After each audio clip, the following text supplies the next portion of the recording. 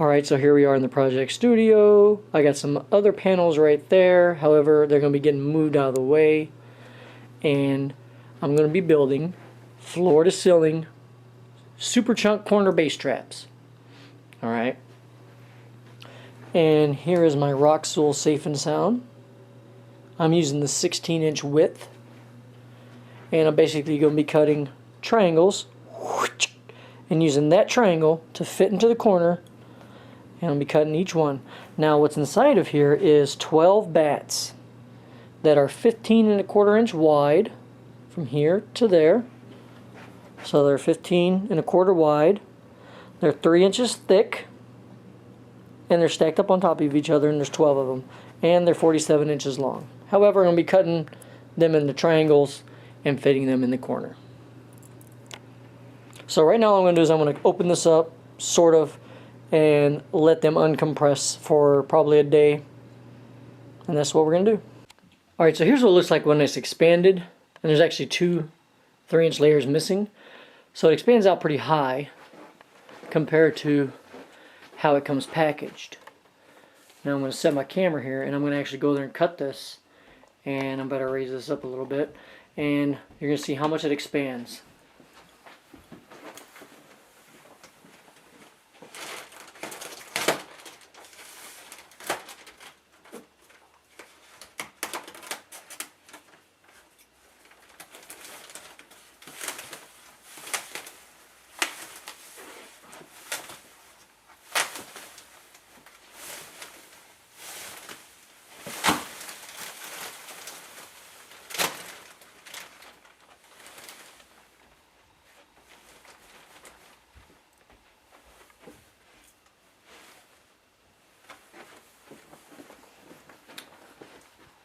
So as you can see, it expanded about another foot higher than from when it was packaged. Let's go check it out. Now these corners are all going to pop up. It's all going to be nicely defined like this one after it settles for a couple hours. Alright, got some funky lighting going on, but who cares? So I'm going to do a measurement, my first measurement of the room before treatment. Alright, just got some regular Owens Corning 703 panels right there built. Got those in the corners. I got some acoustic foam tiles on the wall already. Alright, that's just the light for the camera.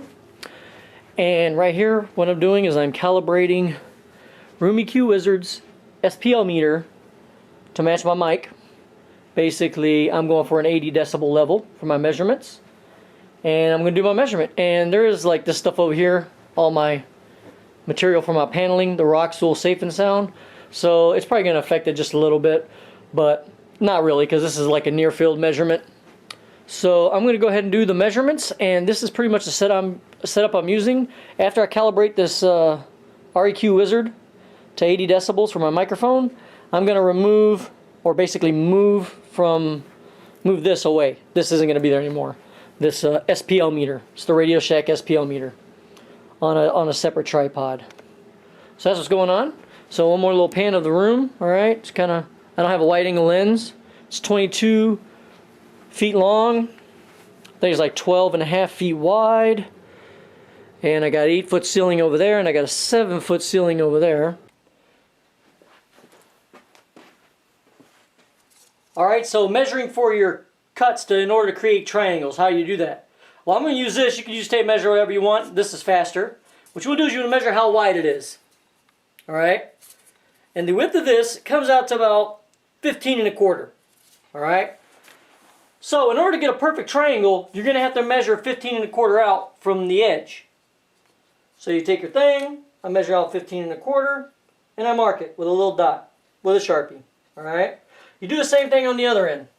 Measure out to 15 1/4, mark it.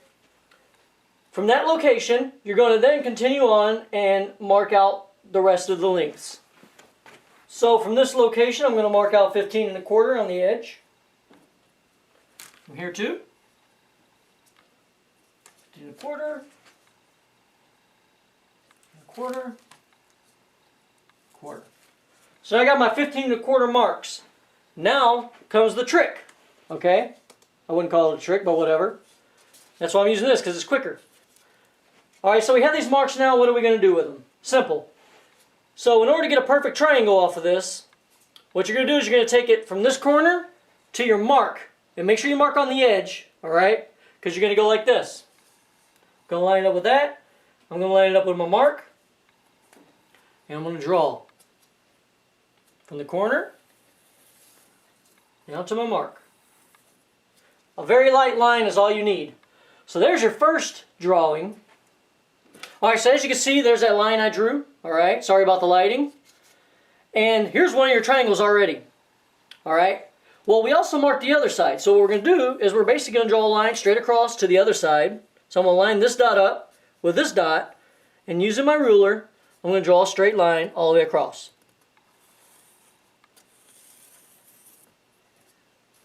There you go. So now I have my two triangles that I can use. And I'm going to continue that all the way down. So here we go. I can make this quicker just by simply doing all my straight across marks. Line them up. Draw a line.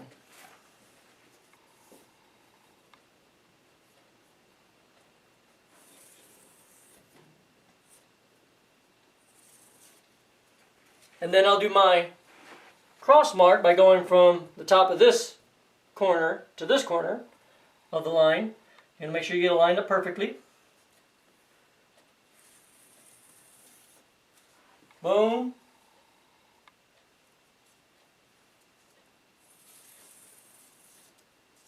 Boom. Alright, so these are the marks I have made. Alright. There's a triangle there, right there, right there, right there. I'm getting 6 triangles out of this. This little end piece here is waste. However, I'm going to use it. And it's actually sitting over here on the floor. All these little pieces, they're 3 inches thick, right? Because that's how thick they are.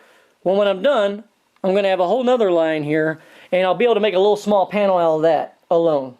Alright, so this is what I'm going to be using to cut it. I have my blade marked, which doesn't really matter to me because I can just eye the marking. What that marking signifies is I'm going to cut 2 at a time. That's 6 inches. I'm going to cut through 2 of them at a time by going down a certain depth like that. And as I knife through them, I'm going to cut 2 panels at a time, saving myself some time. I just said time 800 million times. Alright, I got eye pro, I got some gloves, and I have a little thing that I'm going to make into a face mask. Alright, to protect myself. Alright, so let's fucking do this. You might want to wear long sleeves if you're a pansy. You might want to plug it in so it works. Take 2. Alright, let's fucking do this. Alright? You might want to wear long sleeves if you're a fucking pansy. I eat this shit for breakfast. I'm just kidding. Let's do our cuts. Real simple.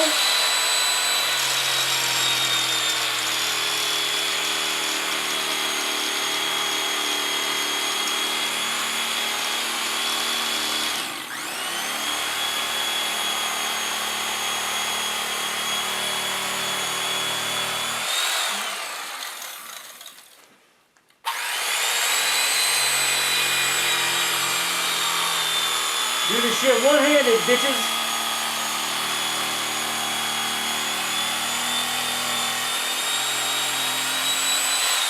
Now when you get to the end here, you're going to want to move the knife a little slower so you don't pull it out and fuck it up.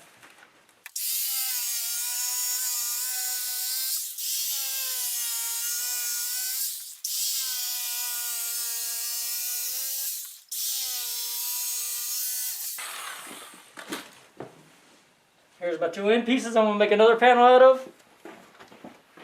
Alright, so I made my cuts. And as you can see, I can just pull this off. Alright. See, it's nice and firm. Alright. Corner's kind of fucked up, but that was from packaging, but that doesn't matter. Now you're going to see it. Alright. Here's another one. And as I said, I cut through 2 layers. So here's the other layer. Already cut. Alright. And as you can see, I barely scathed the other one. but it's still good. So I got 2 whole layers cutting my triangles, and I have my waste, which isn't going to be waste because I'm going to make a whole panel out of it once I'm done with all of them. And that panel is going to be used for my ceiling cloud. This one is too, and I'm also going to have, I believe, 2 more panels over here left over when I'm done to make a ceiling cloud that's going to go above there, above my thing. And of course, that's not going to be there, and that's not going to be there. That other foam stuff you see is going to be gone. Alright, so how nasty is this rock wool as far as like itching and protection, needing protection? I ain't gonna lie to you. I did this whole side here without any gloves. I only had the face piece on for the face mask, and I had on safety glasses. However, I had nothing on my hands. Now, if you're really cautious, you might want to use goggles, which totally seal off your face. I did this whole corner cut, this whole pieces. I cut all the pieces up with just the face mask and the glasses and no gloves. I did experience very small amount of itching on my hand, but I'm talking like for a split second I might have felt the itch, so who knows, it probably wasn't even from the fiberglass. But if you look at my glove, alright, if you were looking at my glove, if you were looking at my glove right now, I could see all the little bitty fibers, okay, that would probably cause you to itch, alright? So it's on you to use protection. Now I'm using these triangles here and this size because when I went to Lowe's, they did not have the 2 foot by 4 feet pieces, alright, of panels. I'm using the smaller ones. I'm using the 15, it's labeled 15 and a half, but it's more like 15 and a quarter. And it's supposed to be like 48, but I think it's like 47 inches, alright? Since I'm using the thinner ones, you're still getting the same amount inside the bag, but they're just configured differently. So it's going to be more work. If I would have gotten the 8 panels, I believe you get 8 in a pack, and they're 2 by 4, 2 foot by 4 foot. It would have made this job a hell of a lot quicker because I wouldn't have to do as many cuts. So I rolled with what they had, and that's what they had. So I mean, you could order it offline and have it shipped to you, but I ain't doing that because I'm saving money here. So that's why you see myself using 2 triangles. However, if I would have had the 2 foot by 4 foot, that whole triangle would be one whole, well, those 2 triangles would be one whole triangle. You get what I'm saying? Another quick note here, the side that you're going to want facing you, in other words, facing you, is going to be the side, the original side that's cut nice and straight to look more neater. Not like you're really going to be able to see it, but, you know, whatever. So that's the side that's going to be facing you when I take it over to the pile that's in the corner. So that's just another little thing you might want to think about. You don't have to, because this cut here is actually really nice and straight. So it's whatever. Alright, so you see that midway point thing over there? Alright. So I'm doing my other one over here. And 1 by 2, couple 45-degree angles on each end. Here's the other one. I have 1/2 inch drywall, so that's pretty thick. And I didn't get lucky enough to have a stud where I needed it. Alright. That's okay. I'm using these inside of my drywall. They're anchors. Alright. And basically, you drill a 1/4 inch hole, you take your anchor, you put it in, alright, and I'm going to use something to push it in. I'll use this piece of wood here. You can use a hammer or whatever. And I'm basically just going to push it in. Flush. And there it is. I got 2 of them in already. And what that's going to allow me to do is to use the screws to basically screw it to the wall. Right there. So it's going to attach it to the wall as you see there. And then there's going to be another front piece. So it's basically, these are just little L brackets that you see there. Corner braces, I got those from Lowe's also. And like I said, this isn't going to be holding too much weight. But due to having 1/2 inch drywall and 2 of those on there, this can hold quite a bit of poundage. Alright, it can hold more than enough than I need for what I'm going to be using it for, I guess you could say. Plus, the whole front of this is going to have a front frame. And there's my framing lumber. It's going to go to the front, and it's going to attach to that anyway. So the whole front of this is going to be supported by a frame that's going to stretch all the way around it. So we're covered on that. Alright, so I got both my pieces up here. Now, this is the triangle that I cut that's going to fit up here. Alright? And due to the size that I purchased, alright, when I stick it up here, it doesn't extend out all the way to the end. Alright? So you can see that that's kind of flimsy. So there's actually going to be another piece of wood that's going to go under here to act as a lip for this. Alright? I'll show you how I'll do that. So you're going to have a piece of wood in here that I'm going to show you how to connect. And then this piece of wood, alright, is going to go over the front.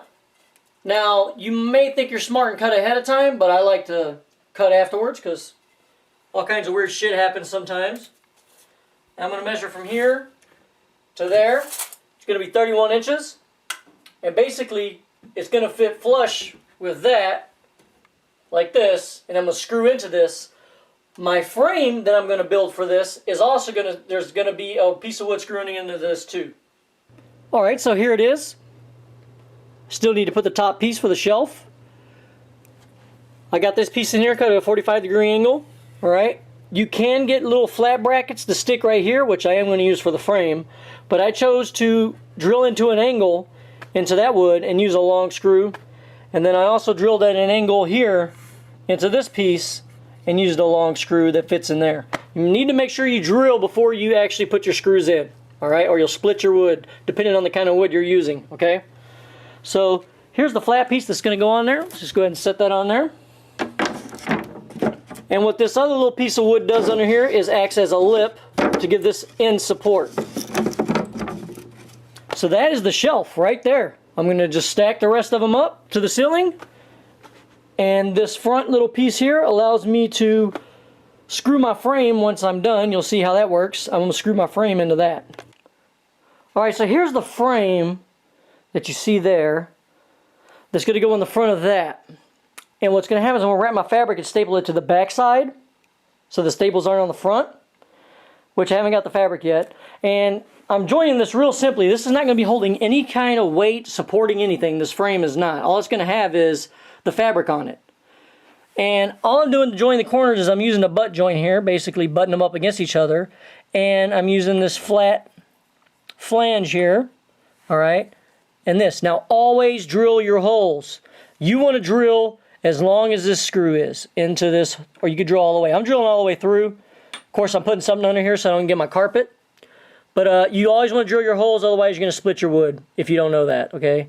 So there's that. And there's the others right there. So once this is done, I'll put it up there, let you see what it's going to look like. And then I'm going to take it, I'll probably just leave it there for now. But that piece right there, in the end, is going to be screwed on to that piece right there. And that's basically what's going to hold it up there. It's going to be free floating except for the screws that I'm going to have. I'll probably just have 2 screws because this is really light. It's going to have like some kind of speaker fabric on it possibly. Not sure about the fabric yet. And it's basically just going to be sitting up against that. But it's going to be screwed into it. So there's that. Alright, so here's the frame. It's not attached. I didn't screw it down. It's kind of just leaning there, so it's going to look like it's off a little bit.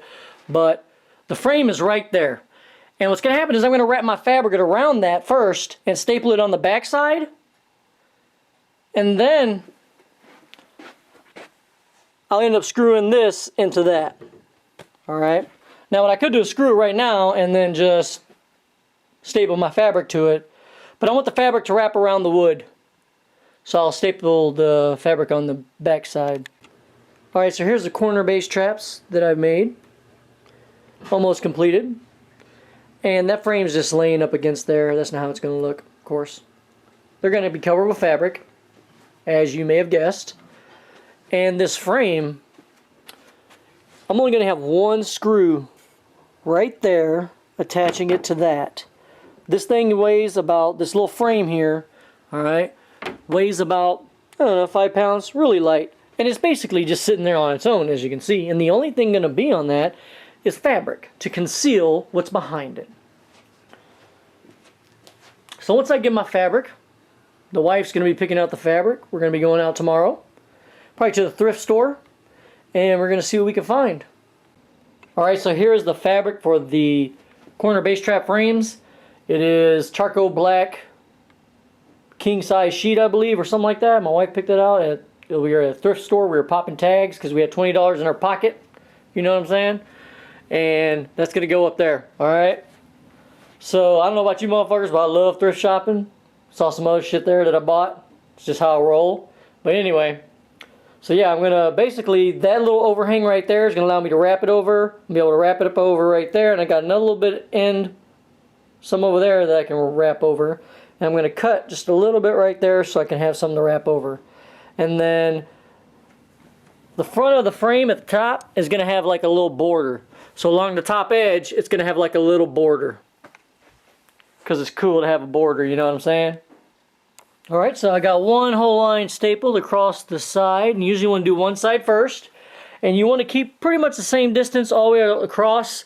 So that when you pull on the other side, it'll be even and there won't be any wrinkles going this way or that way. Just trust me on this. Alright?